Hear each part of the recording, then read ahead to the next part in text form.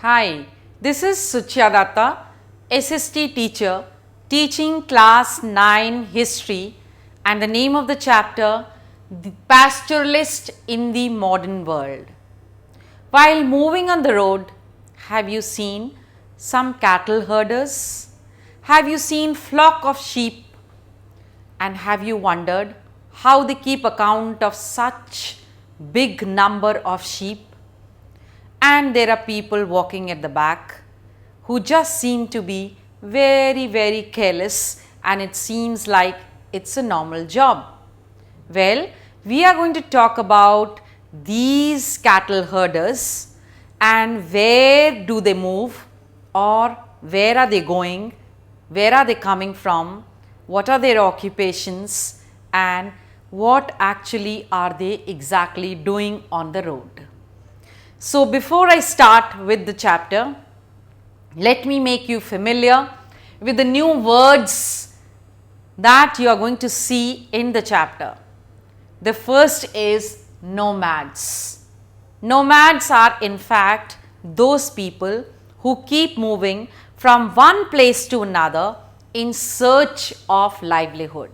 That is, their livelihood is not permanent, it is not static, it is not based at a particular area. So, they have to move from one place to another. It could be due to the climate, it could be due to pasture, it could be due to different reasons that they keep moving from one place to another. That is a nomad. Next is the Babar. Babar in fact is a dry forested area on the foothills of Garhwal and Kumaon region. Next is Bugyal. Bugyal is a vast meadow which is there on the mountains meant for pasture of these cattle. Next is Stubble. Stubble is the lower ends of the grain stalks which are left in the ground after harvesting. Next is customary rights.